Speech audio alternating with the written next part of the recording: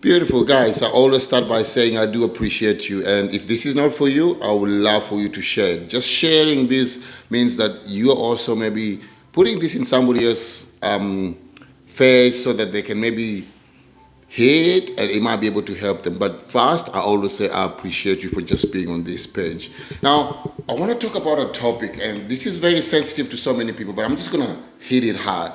There's so many things that have been spoken about mental health and why mental health is so important. Mental health is actually so big than any other thing in the community or in the world now, and it's just affecting us. But I don't know if there is anyone who's talking about how we can stop this. There's a lot of, talks about how we can cure it, or what you need. We need to be able to awareness being created about it. But I feel like there's three things that we actually need to be able to do, and I'm going to share them with you. I am very strong on this. I know most of you know that I was born in Africa, and every time I go to Africa, it's amazing because those people seems like they don't understand what mental health is. You can argue the fact that they don't have the equipment or the knowledge to be able to do the testing, to be able to understand it well enough. But when I went to Kenya the other day, there was one thing that really caught me. I just saw all these people just happy and laughing, and they're just going on with their lives. And you see groups of people, the whole village, people are just having fun. And I sat there and I asked myself, to be honest with you, most of these people don't even have jobs. Most of these people don't have anything in their lives.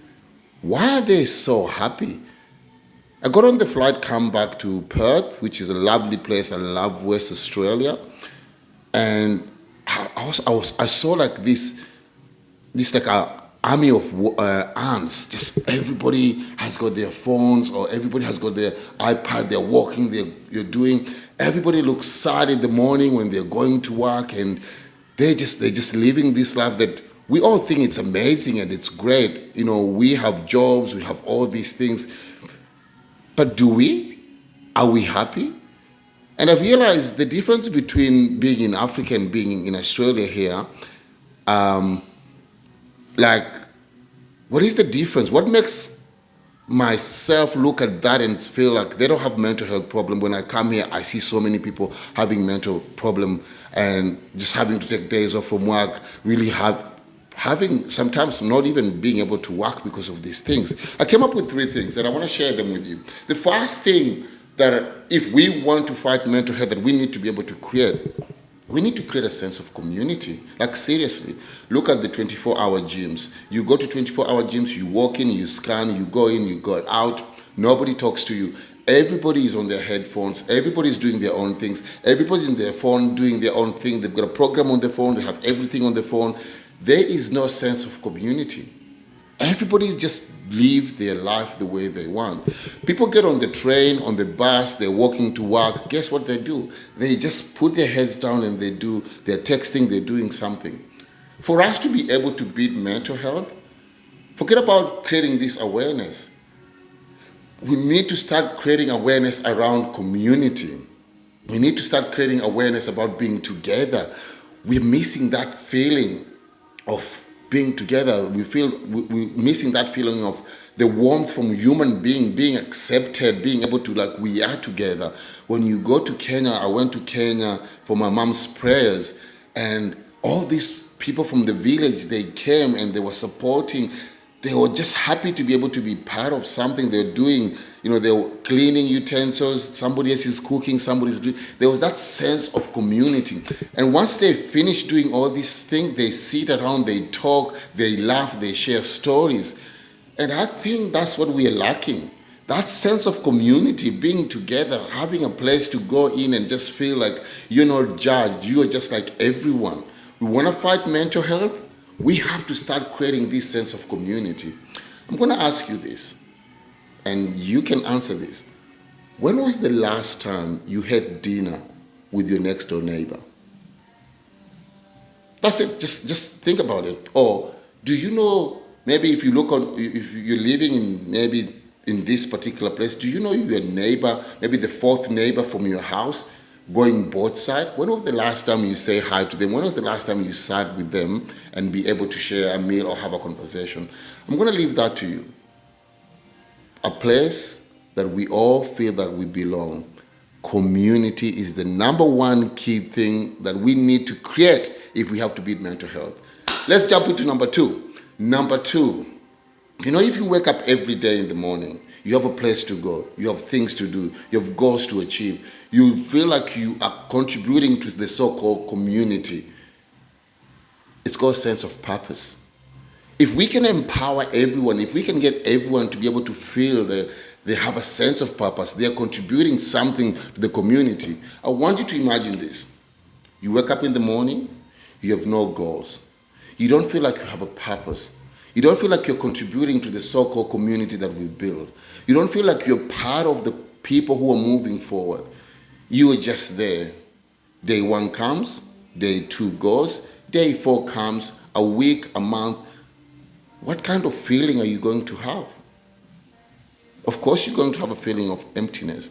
And what happens when you feel empty? Of course, you're lonely. And what happens when you feel empty, lonely, you don't have purpose, there's no drive in you? Of course, your mindset or your mental health is affected. And that's not where you want to be. So the number 2 thing that you need to establish, apart from having our community, number 2 is having a purpose in life. Find purpose. And you know what? You can find purpose in any sense or anything in life. Whatever you want to do, you have to find purpose. That's what it's as simple as that. If you wake up in the morning, you have a place to go, you have shit to do, you have people to see, you have people to change their life, you have a lot to give to people. You won't have time to think about your mental health in that sense. You are driven, you have shit to do. You're contributing to the community. You're contributing to the society. You are part of it. You're changing people's life. You're giving your time. You're empowering people. You're doing what you love the most. That is number 2. And then the last one, which it's free, but people find it so hard. One of my guru that I love listening to, it's called Tony Robbins, explains this very well. He says, motion, what do they say? Motion creates what? Emotion. There's Carl here. He's another guru in his own way. Motion creates emotion. So for us to be able to beat mental health, it's simple. Move your body. Come on, guys. And when I say move your body, I'm not saying you go to the gym and pump some weight or you go and run 10 kilometers. No. Find a park. Find nature. Walk for 10, 15 minutes. They say nature heals. Get out, move your body, feel the nature, listen to the birds, look at the trees, look at the bush, look at everything, look at the flowers, look at all these things. We have all these things in our lives. And they're free. Go for dancing, go for swimming, walk your dog in the nature, do all those things. This is a way of us fighting mental health. Forget about having all these tablets that you have to pick in the morning. I've seen so many people on antidepressant for so long. If you've been on antidepressant for maybe 5, 6, 7 years, you gotta ask yourself, are they working? Move your body, start moving your body, start exercising, start eating well, start going to the nature, start talking to people, find your why, find your purpose in life. And just to let you know, these are the things that I do with my clients. My last client, who did actually know where they were going, they didn't know what their why is in life. After sitting down with them, they thought they were depressed, they were feeling so depressed and a lot of anxiety. It was because they didn't know what the future held. Once we sat down and we had a clear plan of where they're going, what they need to do, they started feeling like they were part of something because they knew what to do. Now we had formed a community for them. And then now they had a purpose because they wanted to help kids. That was her purpose. She loved working with kids and all that. So she now started working, her purpose was to help kids. So every morning she woke up, she dealt with kids, spent time with kids.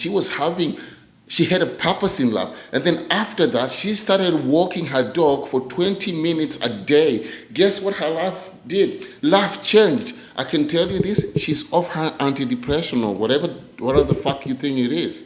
And that is it. It's as simple as that. But guess what?